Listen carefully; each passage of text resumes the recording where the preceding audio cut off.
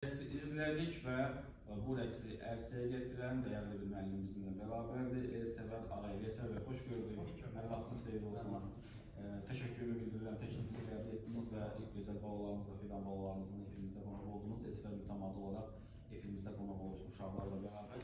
Rəqs haqqında sizə bir məlumat verək, gözəl bir rəqs izlədik. Mən də sizi salamlayıram, bütün əməkdaşlarımızı salamlayıram. Zəfər ayı bayram rəqsiydi, gözəl bir uşaqlarımız bayram günündə və ona uyğun bir gözəl bir rəqsimiz oldu. Gördüyünüz kimi uşaqların yaşları görürsünüz. 4 yaşdan, 3 yaşdan, 10-15 yaşa kimi bizim tələbələrimiz var. Yəni rəqsdə də kompozisiya bir tipli rəqsdir. Yəni mən sizin verilişlərlə gəldim, qeyri-adi müxtəlif rəqslər, xarici olsun, ölkələrin rəqsdən gətirirəm. Sağ olun ki, bizə də şəraitdə yaradıcı uşaqları özlərini görürlər, sevirlər. Əlbəttə ki, biz necə indiki dövrdə bunu belə deyək, telefonların uşaqların pozması, alqəsi olduğunu görür. Bu uşaqlar üçün çox motivasiya var. Həm gəldə şiirlə idman edir, həm özün efirdə görür. Yəni, öz dostları ilə, sinif yoldaşları yanında, qohumlarla özünü görəndə uşaqlar da daha da həm dərsə onun həvəsi artır, həm də rəqsi artır, həyat təcrübəsi təbii ki artır. Elsəvər bəy, vurulursan ki, 3 yaşdan yuxarı uşaqlara rəqs öyrətmək asan olur, yoxsa biraz yaşı yüksək olan şəxslər, 12-15 yaşı olan uşaqlara? Yox, təbii ki, uşaqlarla işləmək daha çətindir. Nəinki bu aydın məsələdir. Yəni, az elə bir potensiallı uşaq var ki, görürsünüz ki, böyük uşaqlar çox gözəl oynayır. Yəni, biraz da bizim milliyimiz var da, bizim qanunumuzda da var da. Yəni, bu rəqs, yəni ki, rəqsə gəlməyən uşaq da mahnı qoşanda oynayır, özünüz görür balaca uşaqlardan. Bu bizdə biraz qanunla gəlir, biraz deyək, milli ruhda o qədər var. Bəs oğlan uşaqlar, yoxsa qız uşaqlar, hansı daha çox öyrənməyə can atır? Ən çox qız uşaqlar, təbii həqqı olaraq qız uşaqlar. Hatta belə deyək, olan uşaqlarda var ki, onlar öyrənəndə daha mükəmməl olacaq. Çünki oğlanın rəqsi ilə qızın rəqsi təbii ki, bizdə fərqliyi var da.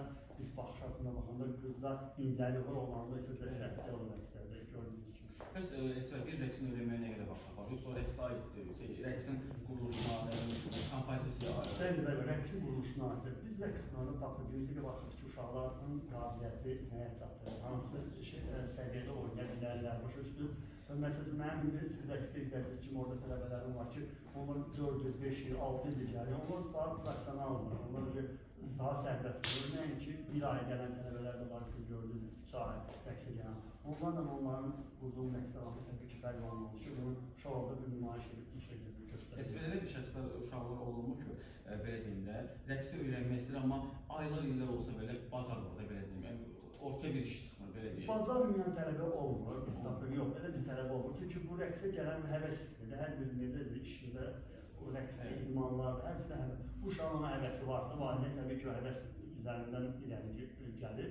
Valideyn o uşağı rəqsə yazdır, həvəs olmaz sonra uşaq təbii ki, müəyyən vaxt söhbət var. Bir uşaq 3 ay öyrənir, bir uşaq 1 il öyrənir, bir uşaq 1 ay öyrənir, o uşağın özündən götürməyin lazım.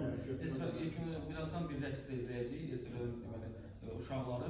Mənə nə maraqlıdır Elsəvər? Ölkəmizdə rəqsə maraq artırmı, yoxsa azalırmı? Əlbəttə, çox artır, həddindən artır. Mən özüm 2004-cü ildən rəqslə məşğulam. Bizim o zamanlar bizdə, yəni o dərəcədə yoxdur, səhnələrdə rəqs çox imkanlar yoxdur. İmkan da yoxdur, bəli. Kanallarda da, bəzi kanallarda var idi, çox. Amma indi şükür, o bir gözəl verilişlərimiz var. Bu uşaqlar öz potensialları göstərir. Festivallar olsun, yarışlar olsun, rəqs yarışları, efirlər, çox gözəl. Elsəvər, təşəkkürümü bildirirəm. İşlərində olaraq edirəm sənə.